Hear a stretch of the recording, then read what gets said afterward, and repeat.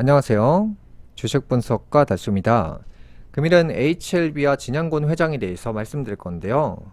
우선 HLB는 금일 10% 가까운 상승을 보였습니다. 자, 이 종목 같은 경우 이전에 말씀드렸다시피 전 고점에 매수했던 사람들 가격이거든요. 그러다 보니까 요 라인 자체가 이전에 샀던 사람들이 파는 가격대라고 말씀드렸죠. 그런데 이 사람들이 팔면 누군가는 사갔다는 거고요. 물량을 모아간다라고 이해하시면 됩니다. 그래서 이전에 3만원대 저가 영역에 있을 때도 제가 이 영역 위로 간다라고 해서 실제로 올라왔잖아요. 그 다음에 현재는 다시 재차 조정받는 이 시간이 예전에 매수했던 사람들이 매도를 하고 있기 때문에 조정을 받은 것이고요. 조정받는 물건이 끝나야 상승으로 완전히 전환됩니다. 이 종목 같은 경우는 전 고점을 넘기 위해 가고 있는 종목이다라고 말씀드렸고요. 지금부터는 진양곤 회장과 HLB에 대해서 말씀드릴 건데요. 원광대학교 법학과를 졸업하고 연세대학교 대학원에서 경영학을 전공한 진양곤 회장은 부산은행을 거쳐 1994년부터 평화은행 초기 멤버로 근무하면서 국내외 연수를 받고 열정적으로 일을 했는데 외환위기 당시 평화은행이 우리은행에 합병되면서 회사를 나오게 됩니다. 수많은 명예퇴직 은행원들이 겪었던 피눈물은 그에게도 예외는 아니었고 믿었던 사람에게 보증을 섰다가 돈까지 날렸습니다.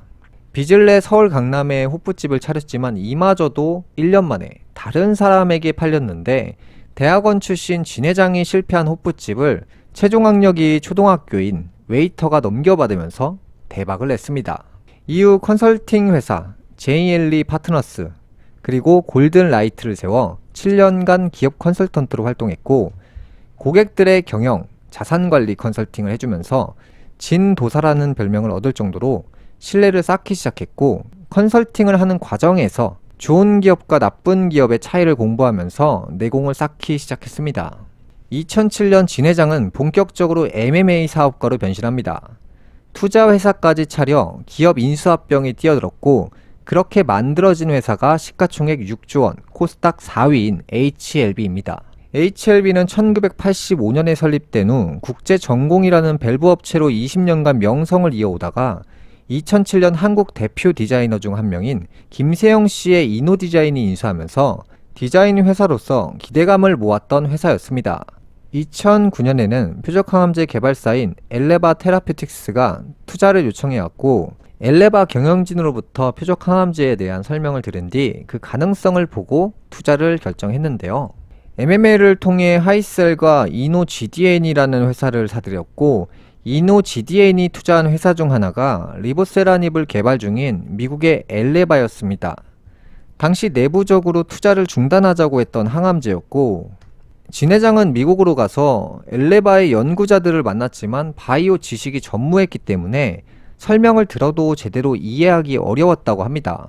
진 회장이 투자를 결정한 이유는 연구원들이 자신의 모든 것을 걸고 일하는 모습에 반했다고 합니다.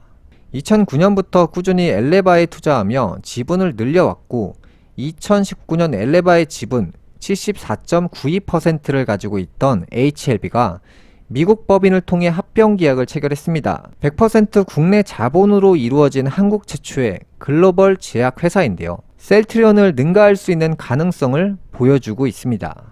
2019년 스페인 바르셀로나에서 열린 유럽 종합학회에서 발표된 3,904개의 논문 중 리보세라닙의 임상 연구 결과가 최우수 논문으로 선정될 정도로 리보세라닙은 세계가 주목하는 항암 치료제입니다.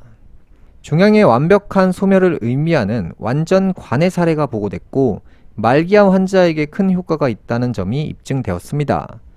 리보세라닙은 이미 중국에서 항암제로 쓰이고 있고 2014년부터 중국 내에 판권을 가진 헝루이 제약이 판매하기 시작했습니다.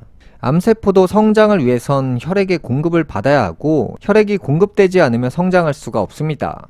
이때 리보세라닙은 암세포를 직접 공격하는 것이 아니라 혈액을 차단해버려서 말려 죽인다고 보시면 됩니다. 리보세라닙은 표적항암제고 암세포로 추동되는 것들에만 혈액 공급을 차단하는 원리입니다.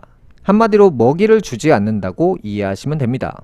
리보세라닙의 5년 뒤 예상 매출이 3조 원, 기업 가치는 17조 원으로 이 얘기가 맞는다면 제2의 에코프로가 된다는 얘기인데요. HLB는 대중에게는 잘 알려지지 않은 기업이지만 2위인 에코프로, 4위인 HLB. 에코프로만큼 인지도가 생길 기업이라고 생각됩니다. 전 국민이 열광하는 분야로 2차 전지가 생소했기 때문에 열광했던 것이고, 바이오도 생소하기 때문에 열광할 것입니다. 인간은 생소한 꿈에 투자하는 것을 좋아합니다. 그래서인지 주식은 꿈을 제공하는 분야가 크게 오르는 사례가 대부분인데요. 꿈의 크기가 상상이 되지 않을 때 그 주식은 폭등합니다. 2차 전지가 미래에는 무조건 성장한다. 인공지능과 로봇 산업으로 반도체 관련주는 계속 성장한다. 성장의 크기가 무제한이라고 판단하기 때문에 숫자로 환산이 되지 않기에 투심이 몰리고 그런 생각을 하는 이들이 많아지면서 그 지점이 고점이 되는 원리입니다. 2021년도에 삼성전자 고점, 2023년도에 에코프로 고점을 기억하시면 되고요. 이전에 제가 삼성전자 10만전자 고점이라고 할 때 매도하시라고 알려드렸고요. 에코프로 150만원을 찍고 2023년도 하반기에 분할 매도하시라고 알려드렸을 때를 기억하시면 됩니다. 삼성전자는 2021년 이후로 오너사주가 하락기 시작이라고 알려드렸고요.